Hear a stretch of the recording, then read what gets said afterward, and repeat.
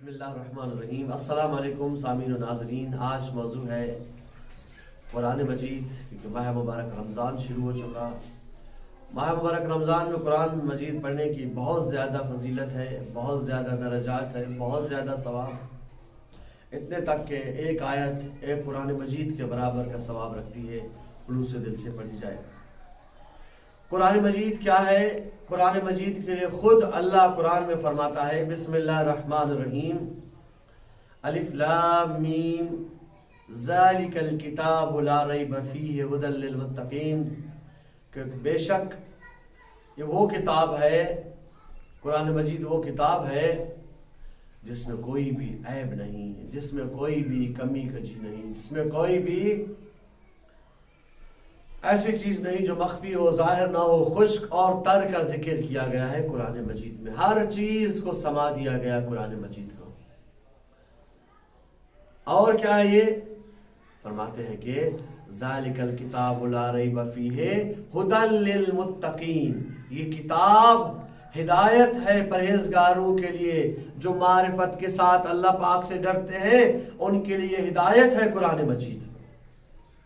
اچھا متقی کیا ہے؟ پھر فرماتے ہیں اللہ الذین یؤمنون بالغیب، جو اللہ اور اس کے نبی کے غیب ہونے پہ ایمان رکھتا ہو۔ الذین، وہ یؤمنون، جو ایمان رکھتا ہو غیب پہ، کہ اللہ غیب ہے، اللہ نظر نہیں آنے والا، نبی کو ہم نے نہیں دیکھا۔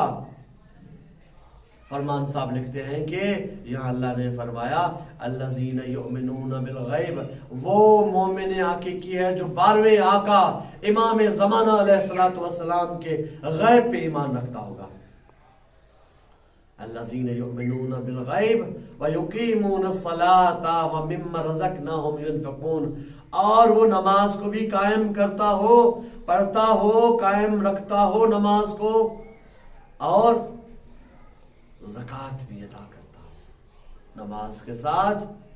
زکوٰۃ بھی، یہ وہ کتاب ہے کہ جس میں کوئی عیب نہیں، کچی کمی نہیں، جس میں کوئی بھی، ہم 1400 سال سے آج تک بہت کوشش کی ہے مگر کسی نے نہ اس جیسا بنایا، نہ اس میں سے کسی چیز کو حذف کر سکا، کیونکہ اللہ نے فرمایا تھا کہ ہم ہی نے نحن نزلنا القرآن ونحن له الحافظون، ہم نے قرآن مجید کو نازل کیا ہے اور ہم ہی اس قرآن مجید کی حفاظت کرنے والے ہیں۔ بس جس چیز کی حفاظت خود میرا اللہ پاک کرے، اسے دنیا کی کوئی بھی طاقت حذف یا ختم نہیں کر سکتی۔ اللہ تعالیٰ نے ایسی ہدایت کرنے والی کتاب نازل کی اسی ماہ مبارک رمضان میں، جس میں اچھائیوں اور برائیوں کا کھل کر بیان کیا گیا۔ تم بھلائی کا راستہ اختیار کرو تاکہ ہدایت پا سکو، اور برائی کے راستے سے بچ جاؤ، تمہیں آخر میں جہنم میں نہ جانا پڑے۔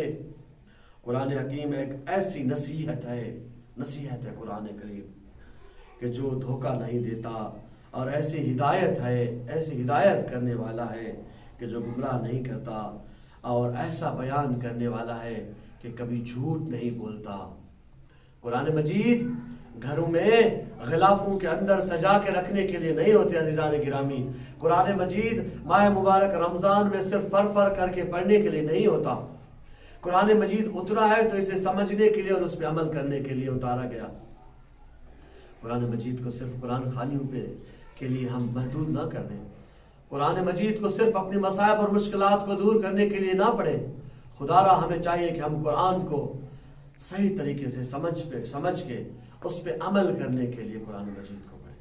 قیامت کا دن ہوگا، قرآن مجید ہمیں گریبان سے پکڑے گا اور شکایت کرے گا، اے اللہ میں اس کے گھر میں رکھا ہوتا تھا، یہ مجھے اپنے گھر تو لے کے آیا تھا مگر غلاف میں ایسا بند کیا کہ 7 کپڑوں کے اندر بند کر کے مجھے رکھا، اور گھر میں سب سے اونچی جگہ پہ رکھا تاکہ کسی کا ہاتھ نہ پہنچے۔ اے اللہ میں گرد و غبار میں بھر چکا تھا، میرے اوپر مٹی پڑ گئی تھی مگر کبھی اس کو توفیق نہیں ہوئی کہ مجھے اٹھا کے یہ پڑھ لے، مجھے اٹھا کے یہ سمجھنے کی ہاں کبھی اگر مصیبت آتی تھی تو یہ اٹھا لیتا تھا، اور جب اس کی مصیبت دور ہوتی تو یہ رکھ دیتا تھا۔ قرآن مجید شکایت کرے گا ہم مسلمانوں کی قیامت کے دن کہ اے اللہ انہوں نے مجھے صرف اپنے مفاد کے لیے استعمال کیا۔ قرآن حکم بھی دیتا ہے منع بھی کرتا ہے اور خاموش بھی ہے اور حکم بھی دیتا ہے۔ قرآن ہمیں اچھے کاموں کا حکم اور برے کاموں سے روکتا ہے، اور علی الاعلان ہمیں حکم دیتا ہے، اور خاموشی میں بھی ہمیں ہمارے لیے ہدایت ہے۔ قرآن مجید یہ اللہ کی کتاب ہے جس کے ذریعے تمہیں دکھائی دیتا ہے اور تمہاری زبان گویا ہوتی ہے کہ تم اسلام کو پہچانتے ہو اور اسی پہ عمل کرتے ہو، کیونکہ یہ اللہ اور ہمارے نبی کے درمیان میں ہمارے لیے ایک کلام ہے اور ہم تک دین اسلام پہنچنے کا ذریعہ ہے۔ بے شک قرآن کریم کے مضامین بڑے عمیق ہیں، بڑے مشکل ہیں، سمجھنے کے طالب ہیں، مگر اگر ہم اسے سمجھنا شروع کریں تو ایک ایک آیت سے کئی مضامین اخذ کر سکتے ہیں۔ قرآن مجید کو جب ہم سمجھنا شروع کر دیں گے تو قرآن مجید کے قصص، انبیاء کے جو قصص ہے قرآن مجید میں، وہ پڑھتے پڑھتے آپ اتنا محو ہو جائیں گے کہ آپ کو دوسری چیزیں بھول جائیں گے کہ کس طرح کے واقعات ہیں، نبیوں نے کیسے زندگی گزاری۔ ہر ایک نبی کا الگ الگ ایک قصہ ہے اور ان کی پوری زندگی کی سٹوری ہے کہ کیسے مصیبتوں، پریشانیوں، مشکلاتوں میں بھی انہوں نے اپنے پیغمبر ہونے کا حق ادا کیا۔ کتنی تکالیف برداشت کی نوح علیہ السلام نے مگر بھاگے نہیں، کتنی تکالیف برداشت کی آدم علیہ السلام نے مگر نبی رہے، کتنی تکالیف برداشت کی موسیٰ علیہ السلام اور عیسیٰ علیہ السلام نے مگر کبھی منہ نہیں موڑا۔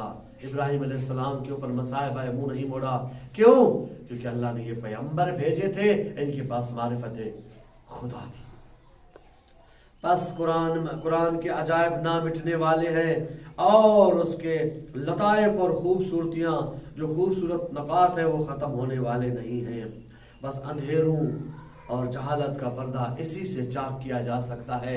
قرآن پڑھ کے ہم نے اجالا کر سکتے ہیں، قرآن پڑھ کے اپنے زندگی کے اعمال میں روشنی کر سکتے ہیں، قرآن پڑھ کے اس کو سمجھ کے ہم آخرت کے لیے روشنی کر سکتے ہیں۔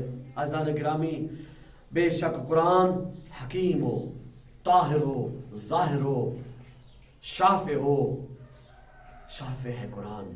قرآن سے اگر تم چاہو تو علم لو، قرآن سے تم چاہو تو شفا لو، قرآن سے تم چاہو تو معرفت خدا لے لو، قرآن سے تم چاہو تو انبیاء کی زندگی لے لو، قرآن سے تم چاہو تو غریبوں سے محبت کرنا سیکھو، قرآن سے اگر تم چاہو تو یتیموں کا خیال کرنا سیکھو، قرآن سے اگر تم چاہو تو غریبوں کی مدد کرنا سیکھو، قرآن سے اگر تم چاہو تو والدین کا احترام کرنا سیکھو، قرآن سے اگر تم چاہو تو نماز کو بہتر طریقے سے پڑھنا سیکھو، قرآن کو اگر تم چاہو تو روزے جیسی واجب قرآن میں کما یا ایھا الذین آمنوا کتب علیکم الصیام سیکھو، قرآن سے اگر تم چاہو تو دنیا کی ہر اچھی چیز سیکھ سکتے ہو اور ہر بری چیز سے دور رہ سکتے ہو۔ تو ایسا جب انمول خزانہ ہمارے گھروں میں موجود ہے تو ہم اسے خود اور اپنے بچوں کو پڑھنے پہ کیوں قائل نہیں کرتے؟ عزیزان گرامی قدر، قرآن کی قدر و منزلت کو جانیے۔ اللہ پاک گواہ ہے، جو بھی جس چیز کی منزلت کو جان لیتا ہے اس سے محبت کرنا شروع کر دیتا ہے، کیونکہ مولا فرماتے ہیں جو کسی چیز سے جاہل ہوتا ہے وہ اس کا دشمن ہوتا ہے، جب جب تھوڑا تھوڑا اس کو جانتا جاتا ہے اس سے محبت بڑھتی جاتی ہے۔ جب ہم کسی کو جانیں گے نہیں تو اس کے بارے میں محبت کا خیال ہی نہیں کر سکتے۔ قرآن کی معرفت کو سمجھنے کے لیے ہمیں قرآن کو بامعنی تفہیم اور ترجمے کے ساتھ پڑھنا ہوگا، ورنہ پھر جیسے اللہ پاک نے قرآن مجید میں فرمایا کہ کچھ لوگ ایسے ہیں جو مجھے اس قرآن کو پڑھتے ہیں اور قرآن مجید ان پہ لعنت کرتا ہے۔ اب اللہ جانے کہ وہ کیسے لوگ ہیں جو قرآن کو پڑھتے ہیں اور قرآن ان کے اوپر لعنت کرتا ہے۔ بس عزیزان گرامی کہ قرآن کے لیے تو حکم ہوا ہے کہ وَرَتِّلِ الْقُرْآنَ تَرْتِیلًا وَرَتِّلِ الْقُرْآنَ تَرْتِیلًا، قرآن کو تم ترتیل کے ساتھ پڑھا کرو، قرآن کو تم رک رک کے پڑھا کرو، قرآن کو تم سمجھ سمجھ کے پڑھا کرو، قرآن کے ہر حرف، ہر لفظ، ہر معنی، ہر آیت کو تفہیم کے ساتھ سمجھ کے پڑھو گے تو قرآن کی معرفت تمہارے اندر آئے گی۔ عزیزان گرامی، قرآن حکیم کی اچھی طرح سمجھ کر تلاوت کرو کہ اس کے واقعات سب واقعات سے زیادہ بہترین ہیں۔ قرآن حکیم کی تلاوت کرو کیونکہ یہ سینوں کے امراض کے لیے علاج ہے۔ قرآن مجید ہمارے دلوں کے مرض کو ختم کرتا ہے، چاہے وہ مرض نفس ہو، شیطان کا ولولہ وسوسہ، شیطان کی سوچے ہو، یا شیطان کا ہمارے اندر آ کر اپنی کارکردگیاں دکھانا ہو۔ قرآن مجید کو جب ہم غور سے پڑھتے ہیں تو یہ تمام شیطان کے چیلے اور شیطان کی کاریگریاں ختم ہو جاتی ہیں۔ بس جو شخص قرآن حکیم کو سمجھ کر پڑھتا ہے اس کی ہدایت میں اللہ پاک جلدی کرتا ہے۔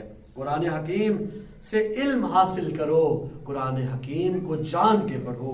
بس قرآن حکیم کیا ہے کہ وَاعْتَصِمُوا بِحَبْلِ اللَّهِ جَمِيعًا وَلَا تَفَرَّقُوا، قرآن مجید ایک رسی ہے، اسے رسی کو مضبوط سے پڑھو گے تو تمہیں یہ رسی قیامت تک آزاد کرے گی اور جنت میں لے جائے گی۔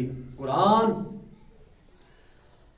جو چیز خدا کی کتاب کے موافق ہے اس کو انجام دو، اور جو اللہ پاک منع کرتا ہے جس چیز سے قرآن کے مخالف ہے اس سے رک جاؤ، کیونکہ یہ حکم خدا ہے۔ قرآن میں تم سے پہلے کی خبریں بہت موجود ہیں، جو بڑے بڑے 30 ماہ اور بڑے بڑے بادشاہ و سردار و فرعون و شداد و قارون تباہ و برباد ہو گئے، اپنے ساتھ کچھ نہیں لے گئے۔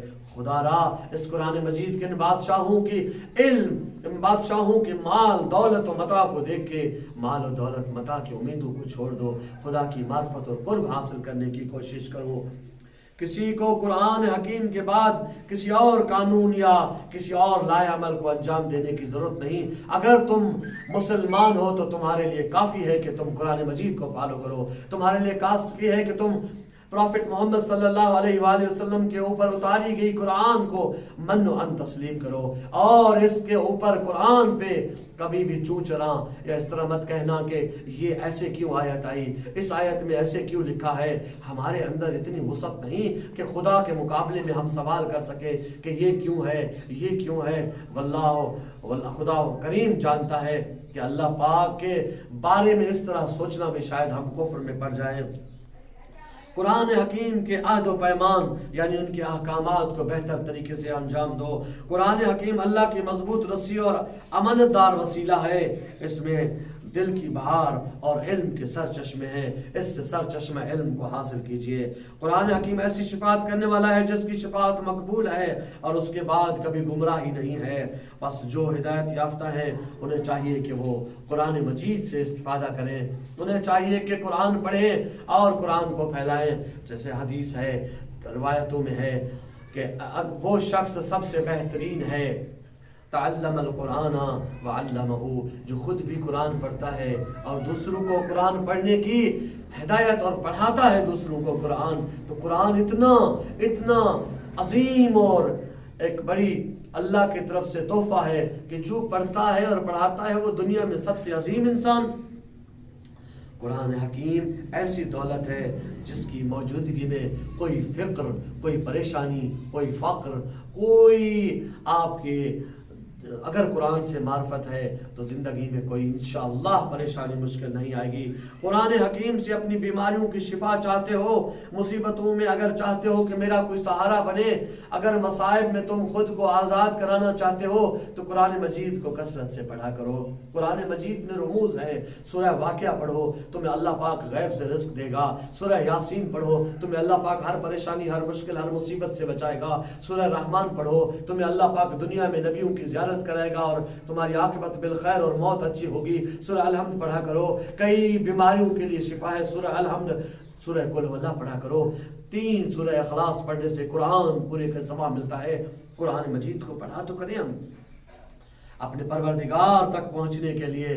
اگر واحد کوئی ذریعہ ہے تو قرآن مجید کو معرفت اور علم کے ساتھ، حلم کے ساتھ، سمجھ کے تفہیم القرآن کے ساتھ پڑھنا بہترین عمل ہے۔ قیامت کے دن جس کی شفاعت قرآن حکیم کرے گا اسے کوئی بھی جہنم کی طرف گناہ نہیں لے جا سکتا، کیونکہ قرآن اللہ کی کتاب اور اس نے تمہارے لیے شفاعت کا ذمہ اٹھایا ہے۔ مگر یہ یاد رکھیے گا جس چیز سے تم محبت کرتے ہو وہ ضرور تمہیں ایک دن شفاعت کی طرف لے جائے گی۔ اگر قرآن مجید سے ہم محبت کرتے ہیں تو نبی ہم سے محبت کرے، اللہ ہم سے محبت کرے گا تو ضرور قرآن ہماری شفاعت کرے گا کل۔ اے لوگو، اللہ نے اپنی کتاب میں جن چیزوں کی حفاظت کی تم سے چاہی ہے، جو حقوق تمہارے ذمے کیے ہیں ان کے بارے میں اللہ سے ڈرو۔ اللہ فرماتا ہے کہ اس چیزوں کا خیال رکھو، ان چیزوں کی حفاظت کرو تو تم نے کرنی ہے، ورنہ پھر قرآن معرفت سے نہیں پڑھا ہم نے۔ لوگوں پر ایک ایسا دور آئے گا کہ جب ان میں قرآن حکیم کے صرف نقوش اور اسلام کا صرف نام باقی رہے گا۔ عزیزان گرامی، امام علی علیہ السلام نے فرمایا کہ ایسا وقت آئے گا کہ قرآن کے نقوش ہوں گے. کیا مطلب؟ یعنی قرآن یہ جو ہمارے پاس اس وقت رکھے ہوئے ہیں یہ قرآن رکھے ہوں گے اور اس سے اگر استفادہ کریں گے تو اپنی بیماری کے لیے قرآن اٹھائیں گے. سیلاب آ گیا, طوفان آ گیا, آندھی آ گئی, زلزلہ آ گیا, قرآن اٹھا کے کھڑے ہو گئے, اللہ اس قرآن کے صدقے اس آندھی کو روک دے. کوئی بیمار ہمارا ہے اس قرآن کو اٹھا کے پہنچ گیا, اللہ اس کو ٹھیک کر دے. کوئی بے ہوش ہو گیا, قرآن اس کے سینے پہ رکھ دو, ٹھیک ہو جائے. کوئی اگر مر گیا تو اس کی شفاعت کے لیے مرنے کے بعد قرآن کو بس ایک نقشہ ان کے پاس ہے اور ان کو ماننے والے بہت کم ہیں. اذان گرامی, ماہ مبارک رمضان میں قرآن مجید کی تلاوت کیا کریں. ماہ مبارک رمضان بالخصوص صبح کے وقت قرآن مجید کی تلاوت کریں. صبح کے وقت دو فرشتے تمہارے لیے گواہی دیتے ہیں. جو رات کو تمہارے ساتھ تھے وہ فرشتے بھی صبح کو جاتے ہوئے گواہی دیتے ہیں کہ قرآن پڑھ رہا تھا یہ شخص. اور جو فرشتے دوبارہ جن کی ابھی ڈیوٹی لگی ہے وہ بھی فرشتے تمہارے لیے گواہی دیں گے کہ یہ شخص قرآن مجید پڑھ رہا تھا. بس قرآن مجید کو اپنی زندگی میں اس طرح شامل کیجئے کہ جس طرح زندگی میں باقی معاملات کو شامل کیا ہوا ہے. والسلام علیکم ورحمۃ اللہ وبرکاتہ.